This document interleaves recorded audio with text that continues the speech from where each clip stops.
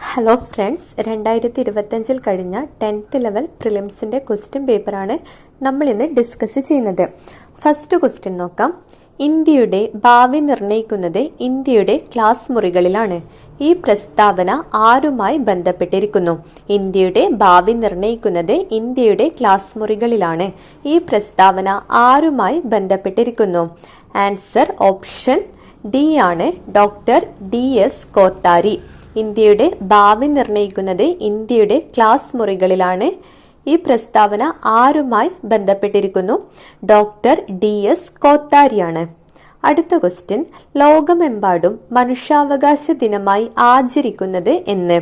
ലോകമെമ്പാടും മനുഷ്യാവകാശ ദിനമായി ആചരിക്കുന്നത് ഡിസംബർ 10 ആണ്. ലോക മനുഷ്യാവകാശ ദിനം എന്നാണ് ഡിസംബർ 10. അടുത്ത ക്വസ്റ്റ്യൻ, ഫ്രാൻസ് തുമ്മിയാൽ യൂറോപ്പിനാകെ ജലദോഷം പിടിക്കും. ആരുടെ അഭിപ്രായമാണ് ഇത്? ഫ്രാൻസ് തുമ്മിയാൽ യൂറോപ്പിനാകെ ജലദോഷം പിടിക്കും എന്ന് പറഞ്ഞത് ആരാണ്? ഓപ്ഷൻ ബി ആണ് ആൻസർ, മെറ്റേണിക് ആണ്. ഫ്രാൻസ് തുമ്മിയാൽ യൂറോപ്പിനാകെ ജലദോഷം പിടിക്കും എന്ന് പറഞ്ഞത് മെറ്റേണിക് ആണ്. അടുത്ത ക്വസ്റ്റ്യൻ, കടത്തനാടൻ സിംഹം എന്നറിയപ്പെട്ട കേരള നവോത്ഥാന നായകൻ ആര്? കടത്തനാടൻ സിംഹം എന്നറിയപ്പെടുന്ന കേരള നവോത്ഥാന നായകൻ ആരാണ്? കുറോളി ചേകോനാണ്. കുറോളി ചേകോൻ. കടത്തനാടൻ സിംഹം എന്നറിയപ്പെട്ട കേരള നവോത്ഥാന നായകനാണ് ആര്? കുറോളി ചേകോൻ.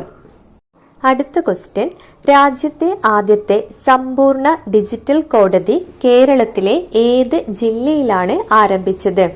രാജ്യത്തെ ആദ്യത്തെ സമ്പൂർണ്ണ ഡിജിറ്റൽ കോടതി കേരളത്തിലെ ഏത് ജില്ലയിലാണ് ആരംഭിച്ചത്? കൊല്ലം ജില്ലയിലാണ്. രാജ്യത്തെ ആദ്യത്തെ സമ്പൂർണ്ണ ഡിജിറ്റൽ കോടതി കേരളത്തിലെ ഏത് ജില്ലയിലാണ്? കൊല്ലം ജില്ലയിലാണ്.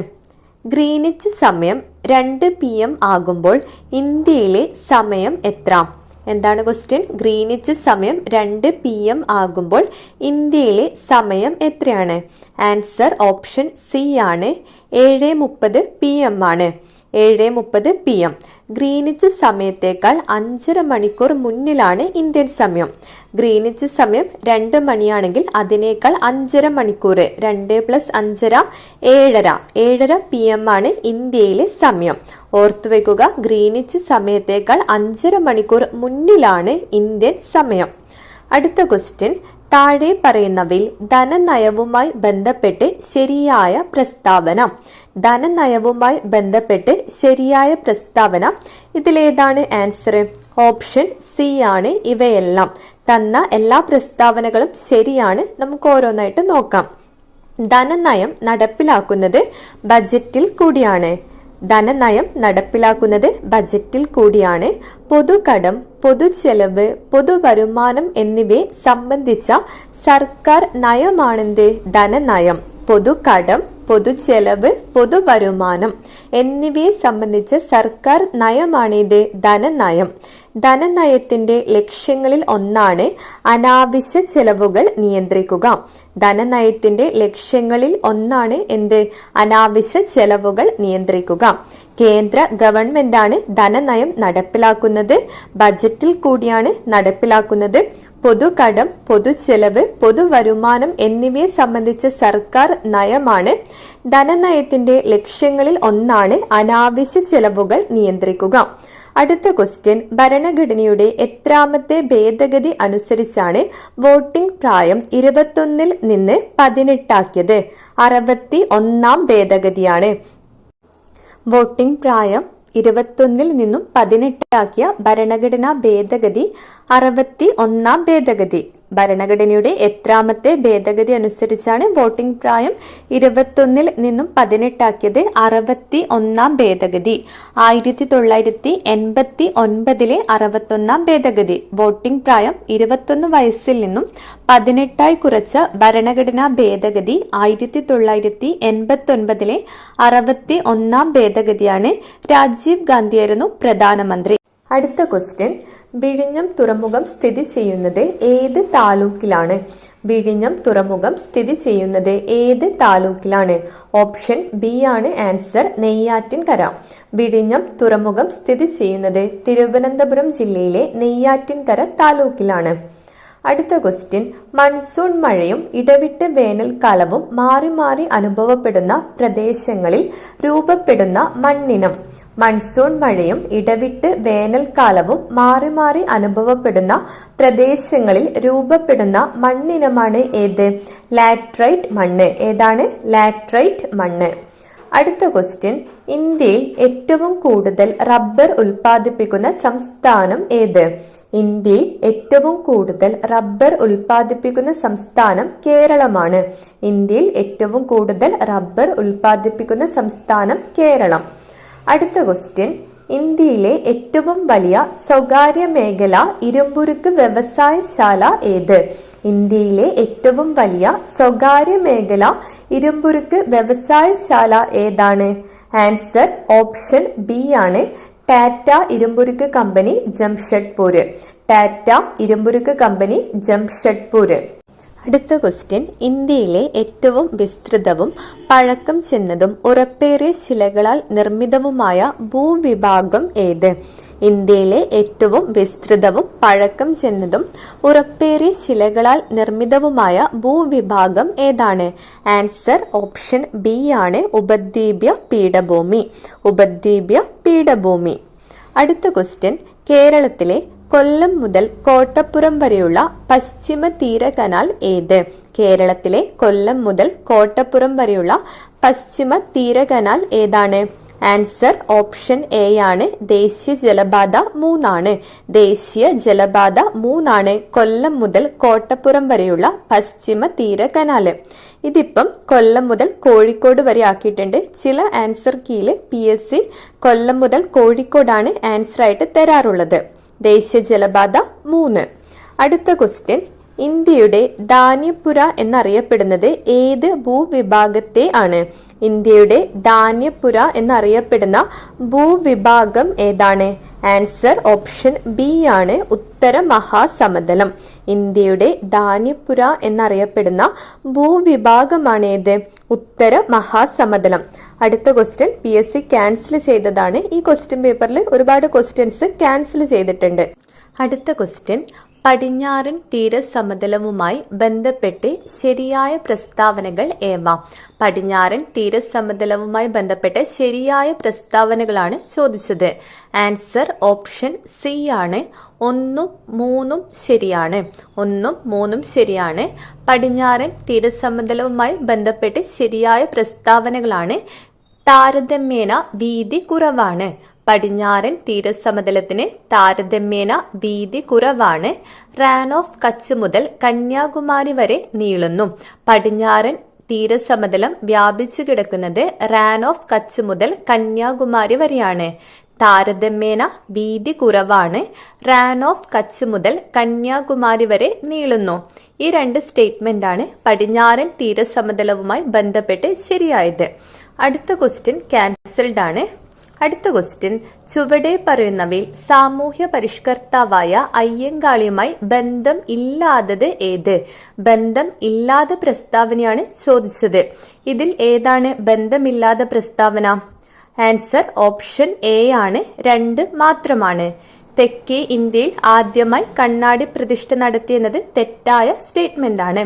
അയ്യങ്കാളിയുമായി ബന്ധപ്പെട്ട പ്രസ്താവനകൾ ഏതൊക്കെയാണെന്ന് നോക്കാം. കല്ലുമാല സമരത്തിന് നേതൃത്വം നൽകി. പിന്നോക്ക ജാതിക്കാർക്ക് സ്കൂൾ വിദ്യാഭ്യാസം നൽകണമെന്ന് വാദിച്ചു. അയ്യങ്കാളിയുമായി ബന്ധപ്പെട്ടവയാണ്. കല്ലുമാല സമരത്തിന് നേതൃത്വം നൽകി. പിന്നോക്ക ജാതിക്കാർക്ക് സ്കൂൾ വിദ്യാഭ്യാസം നൽകണമെന്ന് വാദിച്ചു. ഇമ്പോർട്ടന്റ് ആണ് കല്ലുമാല സമരം. കല്ലുമാല സമരം നയിച്ചതാരാണ്? അയ്യങ്കാളിയാണ്. അതുപോലെ തന്നെ പിന്നോക്ക ജാതിക്കാർക്ക് സ്കൂൾ വിദ്യാഭ്യാസം നൽകണമെന്ന് വാദിച്ച നവോത്ഥാന നായകനാണ് ആര്? അയ്യങ്കാളി. അടുത്ത ക്വസ്റ്റ്യൻ, തിരുക്കൊച്ചി സംസ്ഥാനം രൂപീകൃതമായത് എന്ന്? തിരുക്കൊച്ചി സംസ്ഥാനം രൂപീകൃതമായത് ആൻസർ ഓപ്ഷൻ ബി ആണ്. 1949 ജൂലൈ 1. തിരുക്കൊച്ചി സംസ്ഥാനം രൂപീകൃതമായ വർഷം 1949 ജൂലൈ 1. അടുത്ത ക്വസ്റ്റ്യൻ, 1917 ഗാന്ധിജി പങ്കെടുത്ത നീലം കർഷകരുടെ സമരം നടന്ന സ്ഥലം? 1917 ഗാന്ധിജി പങ്കെടുത്ത നീലം കർഷകരുടെ സമരം നടന്ന സ്ഥലം ഏതാണ്? ചമ്പാരൻ ആണ്. നീലം കർഷക സമരം നടന്നത് ചമ്പാരനിലാണ്. ചമ്പാരൻ എവിടെയാണ്? ബീഹാറിലാണ്. ചമ്പാരൻ സ്ഥിതി ചെയ്യുന്നത് ബീഹാറിലാണ്. 1917 ചമ്പാരൻ സത്യാഗ്രഹം നടന്നത്. അടുത്ത ക്വസ്റ്റ്യൻ, ബനാറസ് സംസ്കൃത കോളേജിന്റെ സ്ഥാപകൻ ആര്? ബനാറസ് സംസ്കൃത കോളേജിന്റെ സ്ഥാപകൻ ജൊനാഥൻ ഡങ്കൻ ആണ്. ബനാറസ് സംസ്കൃത കോളേജിന്റെ സ്ഥാപകൻ ആരാണ്? Jonathan Duncan. അടുത്ത ക്വസ്റ്റ്യൻ, താഴെ പറയുന്നവയിൽ ഗാന്ധി ഇർവിൻ ഉടമ്പടിയുമായി ബന്ധം ഇല്ലാത്തത് ഏത്? ഗാന്ധി ഇർവിൻ ഉടമ്പടിയുമായി ബന്ധം ഇല്ലാത്തത് ഓപ്ഷൻ സി ആണ്, 2 മാത്രം. പ്രവിശ്യകളിലെ ദ്വിഭരണം അവസാനിപ്പിക്കും എന്നത് ഗാന്ധി ഇർവിൻ ഉടമ്പടിയുമായി ബന്ധമില്ലാത്ത പ്രസ്താവനയാണ്. ഗാന്ധി ഇർവിൻ ഉടമ്പടിയുമായി ബന്ധപ്പെട്ട പ്രസ്താവനകൾ ഏതൊക്കെയാണെന്ന് നോക്കാം. നിയമലംഘന പ്രസ്ഥാനം പിൻവലിക്കും. നിയമലംഘന പ്രസ്ഥാനം പിൻവലിക്കും. രാഷ്ട്രീയ തടവുകാരെ മോചിപ്പിക്കും. ഈ 2 സ്റ്റേറ്റ്മെന്റും ഗാന്ധി ഇർവിൻ ഉടമ്പടിയുമായി ബന്ധപ്പെട്ടവയാണ്. പഠിച്ചു വെക്കുക. നിയമലംഘന പ്രസ്ഥാനം പിൻവലിക്കും. രാഷ്ട്രീയ തടവുകാരെ മോചിപ്പിക്കും. അടുത്ത ക്വസ്റ്റ്യൻ, സാമൂഹ്യ പരിഷ്കരണ പ്രസ്ഥാനമായ ആത്മവിദ്യാസംഘം സ്ഥാപിച്ചത് ആര്? സാമൂഹ്യ പരിഷ്കരണ പ്രസ്ഥാനമായ ആത്മവിദ്യാസംഘം സ്ഥാപിച്ചത് വാഗ്ഭടാനന്ദനാണ്. ആത്മവിദ്യാസംഘത്തിന്റെ സ്ഥാപകൻ ആരാണ്? വാഗ്ഭടാനന്ദൻ ആണ്. അടുത്ത ക്വസ്റ്റ്യൻ, 2024 എഴുത്തച്ഛൻ പുരസ്കാരം നേടിയത് ആര്? 2024 എഴുത്തച്ഛൻ പുരസ്കാരം നേടിയത് NS മാധവനാണ്. 2024 എഴുത്തച്ഛൻ പുരസ്കാരം നേടിയത് ആരാണ്? NS മാധവൻ. അടുത്ത ക്വസ്റ്റ്യൻ, സാമൂഹ്യ പരിഷ്കരണ പദ്ധതിയായ യോഗ്യശ്രീ അടുത്തിടെ നടപ്പിലാക്കിയ സംസ്ഥാനം. സാമൂഹ്യ പരിഷ്കരണ പദ്ധതിയായ യോഗ്യശ്രീ അടുത്തിടെ നടപ്പിലാക്കിയ സംസ്ഥാനം ഏതാണ്? പശ്ചിമ ബംഗാളാണ്. യോഗ്യശ്രീ പദ്ധതി നടപ്പിലാക്കിയ സംസ്ഥാനം ഏതാണ്? പശ്ചിമ ബംഗാളാണ്. അടുത്ത ക്വസ്റ്റ്യൻ, ആധുനിക തിരുവിതാംകൂറിന്റെ സ്ഥാപകൻ എന്ന് വിളിക്കുന്നത് ആരെയാണ്? ആധുനിക തിരുവിതാംകൂറിന്റെ സ്ഥാപകൻ മാർത്താണ്ഡവർമ്മയാണ്. ആധുനിക തിരുവിതാംകൂറിന്റെ സ്ഥാപകൻ ആരാണ്? മാർത്താണ്ഡവർമ്മ. അടുത്ത ക്വസ്റ്റ്യൻ, 2024 സാഹിത്യത്തിനുള്ള നോബൽ സമ്മാനം ലഭിച്ചത് ആർക്കാണ്? 2024 സാഹിത്യത്തിനുള്ള നോബൽ സമ്മാനം ലഭിച്ചത് ഹാൻ കാങ്ങിനാണ്. 2024 സാഹിത്യ നോബൽ ലഭിച്ചത് ആർക്കാണ്? Han Kang. ദക്ഷിണ കൊറിയൻ സാഹിത്യകാരിയാണ് ആര്? Han Kang. ദക്ഷിണ കൊറിയൻ സാഹിത്യകാരിയാണ് ഹാൻ കാങ്. ഹാൻ കാങ്ങിനാണ് 2024 സാഹിത്യ നോബൽ സമ്മാനം ലഭിച്ചത്. അടുത്ത ക്വസ്റ്റ്യൻ, താഴെ പറയുന്നവയിൽ ഇന്ത്യൻ ഭരണഘടനയിൽ നിലവിലുള്ള മൗലിക അവകാശങ്ങളുടെ പട്ടികയിൽ ഉൾപ്പെടാത്തത് ഏത്? താഴെ പറയുന്നവയിൽ ഇന്ത്യൻ ഭരണഘടനയിൽ നിലവിലുള്ള മൗലികാവകാശങ്ങളുടെ പട്ടികയിൽ ഉൾപ്പെടാത്തത് ഓപ്ഷൻ ബി ആണ്, സ്വകാര്യ സ്വത്തിനുള്ള അവകാശം. സ്വകാര്യ സ്വത്തിനുള്ള അവകാശം മൗലിക അവകാശങ്ങളുടെ പട്ടികയിൽ നിന്നും നീക്കം ചെയ്യുന്നത് 1978 44 ഭരണഘടനാ ഭേദഗതിയിലൂടെയാണ്. ഇമ്പോർട്ടന്റ് ആണ്. സ്വത്തവകാശത്തെ മൗലിക അവകാശങ്ങളുടെ പട്ടികയിൽ നിന്നും നീക്കം ചെയ്ത ഭരണഘടനാ ഭേദഗതി 1978 44 ഭരണഘടനാ ഭേദഗതി. 1978 44 ഭരണഘടനാ ഭേദഗതി. അടുത്ത ക്വസ്റ്റ്യൻ, ഇന്ത്യൻ ഭരണഘടനയിൽ മൗലിക കടമകൾ എന്ന ആശയം ഉൾപ്പെടുത്തിയത് ഏത് രാജ്യത്തിന്റെ ഭരണഘടനയിൽ നിന്നാണ്? ഇന്ത്യൻ ഭരണഘടനയിൽ മൗലിക കടമകൾ എന്ന ആശയം ഉൾപ്പെടുത്തിയത് ഏത് രാജ്യത്തിന്റെ ഭരണഘടനയിൽ നിന്നാണ്? ആൻസർ ഓപ്ഷൻ എ ആണ്, സോവിയറ്റ് യൂണിയൻ.